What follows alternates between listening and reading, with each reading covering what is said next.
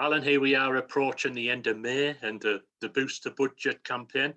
Looking back on last season, reflections of that, COVID certainly played a major part at some point of the season. It took us a while to find a settled team. And then we lost a couple of key players when we needed them most. It was a very up and down season, Ray. It was a tough one, probably the toughest one I've had as a manager, to be honest, regarding the start and regarding the summer. The recruitment didn't go to plan, but we're looking forward when we discussed it. I think you were on the board meetings as well when we're discussing what we're doing, and we weren't sure whether the season was going to even, it could stop again, and there was no financial packages in place, so you had to be really cautious with the budget, and we've done that to start off with. We took a couple of gambles on a couple of the younger lads, which unfortunately didn't pay off. A couple did, but a couple didn't, and that's football. But holding some of the budget back helped us bring in the players that we did, obviously, eventually, and it puts us in a stronger position now. But believe me, that was a horrific start of the season. We never got the players I wanted, and then COVID comes on the morning of the game and puts you back 2 weeks. We'd already had a pre-season rocked by COVID, where we'd lost 2 weeks previous to that. So I think it was the first 2 weeks we lost all 3-4 games in pre-season. So we're playing catch-up as it was. And then the start of the season, as you see that phone call at 10 o'clock Saturday morning, and one of the lads said that they were positive, then another one that was positive. It was just, everything that we'd planned had just gone out the window. And it was back to square one. Everyone was off playing, and we couldn't do anything for 2 weeks because of the rules that were in place. So 4 weeks of pre-season just wiped out. And if you haven't done a pre-season, I've been there. If you haven't done one, you're playing catch-up for at least till Christmas, unfortunately. Yeah. We lost Luke Charman at a key point of the season as well, didn't we? Albeit we received a good fee for him from Rochdale. But when you consider that the lad was in double figures in terms of goals, and then we lost almost all of our firepower in 1 week. It was a horrific time for me, that one, because we've been through some tough periods, and you just start to get going. And then I knew it was coming because the kid was flying. He'd worked his socks off, Luke, during the summer. He went away and done exactly what we asked of him. Signed his new deal. So we had to stick to our side of the bargain as well. I said, come back and we'll get you scoring goals, score the tap-ins as well as the ones he scores from outside the box, get in and around the box much more. And I said, if you score a dozen goals by Christmas, you'll have clubs clamouring for you. And I was proven right. Killed us, did, because if you look at the teams that went like the Gates, they kept the top players. They had bids for their top goal scorers, and they were fortunate enough to keep them. And that's why they end up getting promoted as well, because I think Luke was top goal scorer at the time in the league. And anyone who loses a top goal scorer in January, it's tough to replace him in January because everyone's prices go really, really high, especially from the leagues below. And there wasn't many like Luke around, and I knew that, and I knew it was going to be difficult to replace him. And we tried to tinker with a few little things. Junior went on loan, come back, done really well. Got injured. Cameron Thompson come in, started off really well, got injured. So we never replaced Luke Charman, unfortunately. And hopefully this year, let's say we brought Jacob in nice and early. Hopefully we'll start with that nice and early, and he can replace some of the goals that we lost with Luke. Yeah, just mentioning Jacob there from Whitby, he was prolific at Frickley, his previous club to Whitby, and also at Whitby. He was one of the main reasons why they were challenging for the playoffs last season. He's just his total record, Ray, I think it was 197 goals in 306 games. It's a fantastic record for anyone at any level. And it doesn't matter what level you're at, if you're scoring that many goals in that many games, it tells you that you've got a poaching instinct and you're in the right place at the right time. It doesn't matter what level you're playing at. And he's done it at every level, and he's waited for his opportunity at this one. And we've took it. And what I like about him is he's got that little bit of something about him as well. He's not a pushover. He really loves mixing it and annoying people. He's a hell of a nuisance on the pitch. We've seen that ourselves in pre-season. He was causing chaos against the lads, and he scored goals as well. So when you've got that mix, it's great. But we've still got to get a couple of others alongside him to help the kid. We kind of just rely on him. We need another one or two to chip in with goals, especially wide men. I think disappointing when we wide men this year. Jack's done really well in spells, goals wise, but the goals return wasn't good enough from the rest of the wide men, and they know that. Jared had a tough season. He had COVID twice, struggled quite badly with it, even though his stats are still ridiculously high for his work rate. It's just the sharpness that wasn't there. And Kev scores wonder goals. He seems to miss the tap-ins for some reason, Kev does. I think we're seeing that one. I can't remember what game it was where he fell over his own feet before he was just about to tap it in the net. But he scores from 30 yards. So, and he keeps telling us he can score these goals, Kev, and his attitude's fantastic. But we need more from the wide players if we are going to play the way we do, or we'll have to change to the 4-4-2 and make sure we get two strikers that are banging in 20 goals each. The word inconsistency cropped up so many times in our interviews, didn't it, last season? And there was a fortnight at the turn of the year when we did ever so well to win by a distance at Farsley. And then we went down to Telford in the next away game and we lost by a distance. It was just so inconsistent, wasn't it? That was the lowest point for me as a manager, raising that Telford game.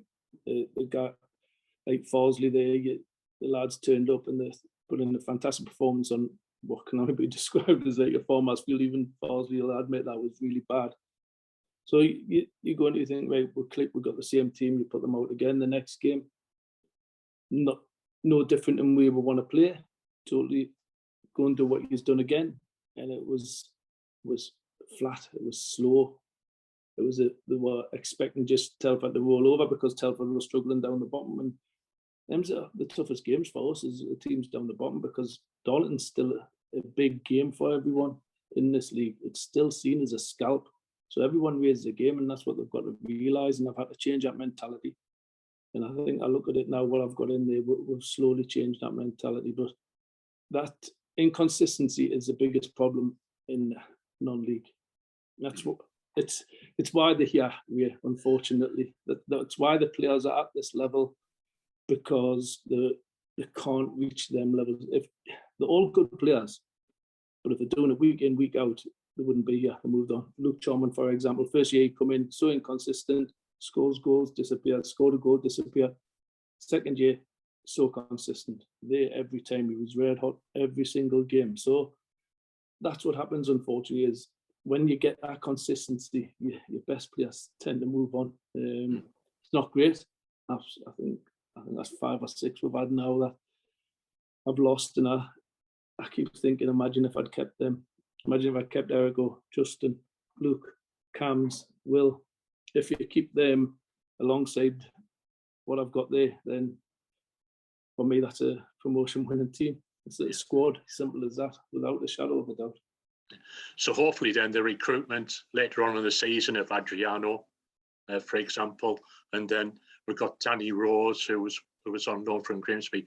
Hopefully, for example, those two will help us be more consistent in this season coming. Yeah, as I say, Jake Lawler was a big one. I thought I had Jake in the bag, to be honest, last summer. I thought it was done with agreed terms, but then obviously Hollypool come in. He's League 2 football, he kind of turned that down. So having a centre-half pairing of Jake and David Vita is massive. And then you've gone through the spine, you've got Rosie, Pervin, Morky, and then up top you've got Jacob. So we've got that much better core when you look at it through that spine there. It's much stronger. Tommy Taylor, fantastic first season at this level, and he's only going to get better, Tommy. That's a certainty. He come out his shell in that second half of the season. I felt for him in the first half of the season, what he had in front of him. It was tough. It was really tough for the kid, but he shone and he done really well, and he's just going to get better having what's in front of him now. So it was really tough, but I start building for next season. Halfway through this, as you know, we're halfway through the season. Bringing Morky and Rosie in and people like that, getting them on board for the following season was key. So I wasn't left short as we were this summer. We must mention Ben Headley as well. He scooped 3 awards there at the awards night, didn't he? And that was for being Mr. Consistent at right back and left back during the season. Ben's honestly, he's come on leaps and bounds, and he keeps like, we had a really difficult, uncomfortable chat once when he wasn't playing. He wanted to play midfield, and we've had this discussion before. Obviously, considering we had Will, Wheats, I think we had Rosie there as well, and at this moment in time, and he was wanting to play midfield. And I had to be honest and say, at this moment in time, you'll not get in our team in midfield. And I said, it's for me, I think you're best just concentrating and working on learning the fullback position. It was a good 45 minutes chat. This was me and Daz had with him, and just had to tell him. And what people don't understand is this kid's only 23-year-old. He's still a young lad. He's still learning the game, and he went away and he worked his socks off. His attitude is fantastic with training. He's one of the best players in training every single session. His application's spot on. He just wants to play. And once I got to understand to learn this role and keep working with him, he's reaping the rewards now. And I've heard many people say, and I've said it myself, I think I said it to him against Kitty asking, seems to play better at left back than he does right back for some reason. But even though he's not left-footed, but I think because he's that good, he just takes stuff on board football-wise. He's got a decent football brain, and he works extremely hard. He doesn't like letting people down. And let's say if you had 11 like him, you'd be happy, because his attitude is top draw, and he gives it everything every single game. So he deserves everything he got at the end awards evening. So I was delighted with him. And the kid was still on the contract that he had when he first come in. Hence why we've given him a new deal, and it was just reward for what he's done. You mentioned earlier about team builder for next season. Also brought in Jasim Suka, who finished his contract at Whitby. He looks a useful player, utility player, can play in 2 or 3 positions. Yeah, that's some things that I'm going to have to look at this season. Ray's bringing players in like Jas. He's done really well against us in pre-season again. Ultimately, yes, I know we weren't great in pre-season, but he stood out, 6 foot plus, centre back who can play left back.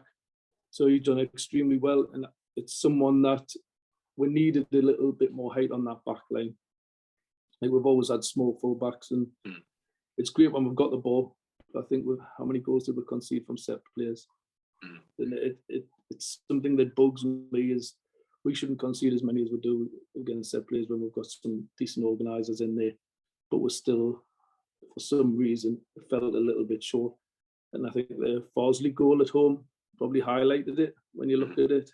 We never had enough height to deal with the 5-6 big men. So it's something that needed rectifying. And Jas he's a really good competitor, works extremely hard, really fit lad, and he'd be good defensively forward, because sometimes we are too open.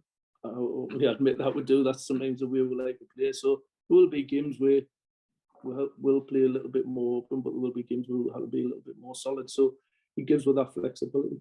Yeah. Taking into account all the players we've mentioned so far, do you feel that you've got a pretty good foundation now to build a team for next season? Oh, without a doubt. I'm still I've missed out on a couple of players this week. Unfortunately, they decided to stay where they are. But I'm speaking to other players constantly.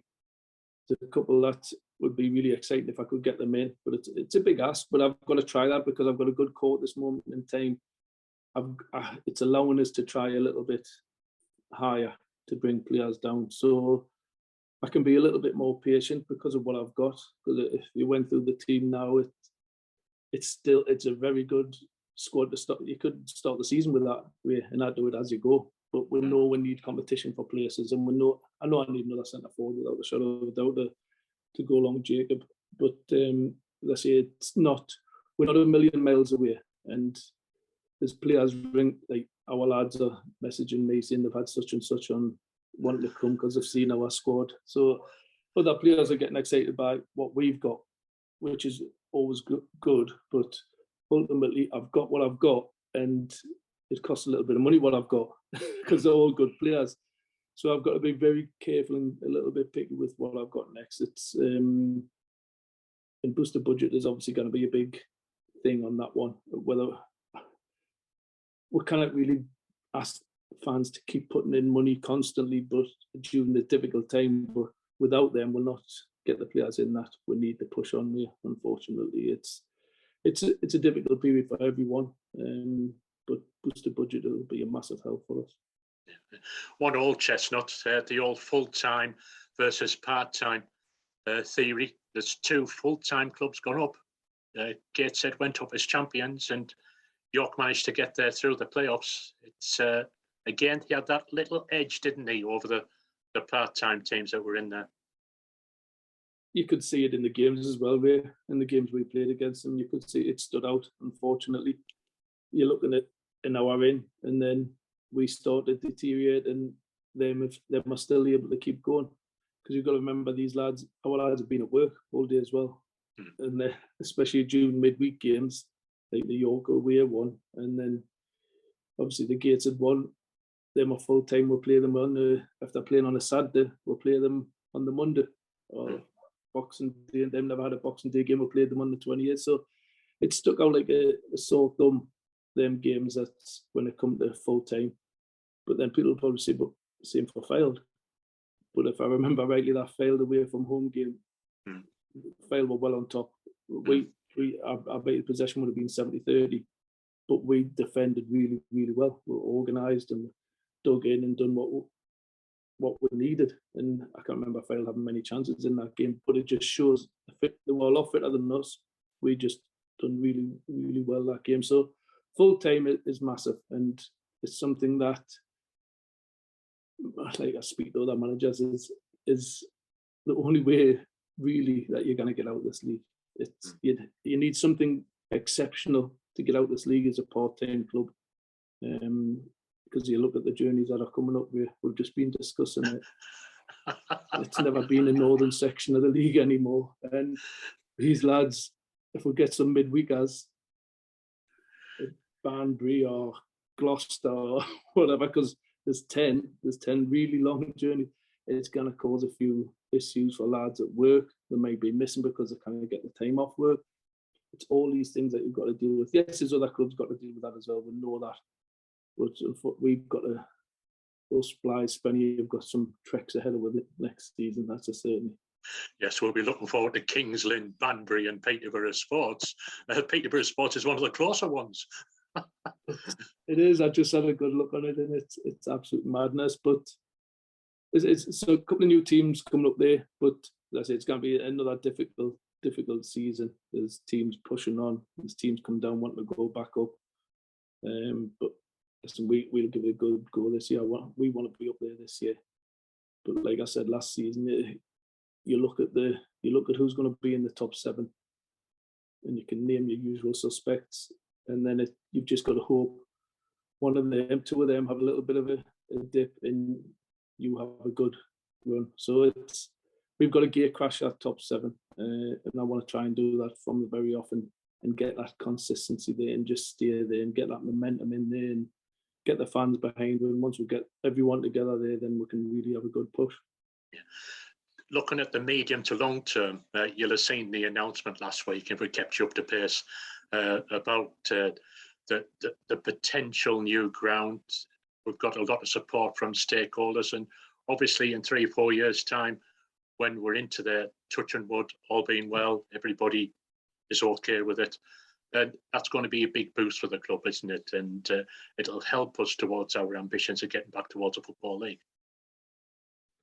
It's massive and it's much needed. We know that. The fans know that. We know Blackwell's serving its purpose at the minute, but everyone knows once you get 1,500 there that it's difficult for people to see there. And the pitch hasn't been up to scratch this year. And we had a meeting with the groundsman. You were there, and them openly admitted that the pitch was nowhere near what it was, and they weren't sure what had happened this year. And it's something that they said they're going to remedy this year. So hopefully they will do and put that right forward, because it was really bad. But we need something to bring in extra income. We kind of it's one of them things. We kind of keep relying on the fans to keep boosting the budget, even though I know they love doing it because it's their club and that that's what it's all about. And that's why it bugs us when I didn't get all the signings right. Unfortunately, it bugs us a little bit when you sign a dud, so to speak. It bugs you, but because there's that much more pressure on you with it being the fans' money. But we need this stadium because we need to make extra income. We need to be able to have the training facility alongside it, which will help the academy, help the youth section, and bring everything under one roof, rather than having we're scattered all over the place. And then, as I say, using Blackwell, it's in Darlington. That's the biggest thing about it. But other than that, for me, once it's not the most great place to try and sell when I'm bringing players in, trying to sell it. This is where we're going to play. It's not the same as turning up to your own stadium. But once we get to that point, it'll be fantastic. Whether I'm here or not is another thing. I've got to be successful on the pitch for me to be here. But as long as the club's moving forward, that's the most positive thing that can happen. Yeah. Finally, here we are talking just before the weekend, the last weekend of Booster Budget. £75,000 has been raised so far, which again is a great achievement, isn't it, from the fans? And we must thank everybody who's donated so far, and hopefully more will pledge before it closes on the 31st. It's massive. It's unbelievable. It's such difficult times at this moment in time financially for everyone. And all you get off the news recently is constant price rises and people still to put money into the club during difficult times is fantastic. And they say that we wouldn't be at this level without that. The fans know that, and the board know that we wouldn't be able to compete at this level without Booster Budget. And that Booster Budget dictates how far we can really push it. Unfortunately, for some, you've got to remember everyone's price has gone up. So when you speak to players now, their prices have gone up now as well. It's because obviously they need to earn more money because their bills have gone up. So everything has gone up when you're trying to speak to players now, unfortunately, and there's that much competition out there from other clubs. You look at the likes of Buxton who've come up, Scarborough got a good fan base, paying good money. So you're going to have to compete with them as well as the teams that have come down. So I'll try and get it as best I can for what we've got.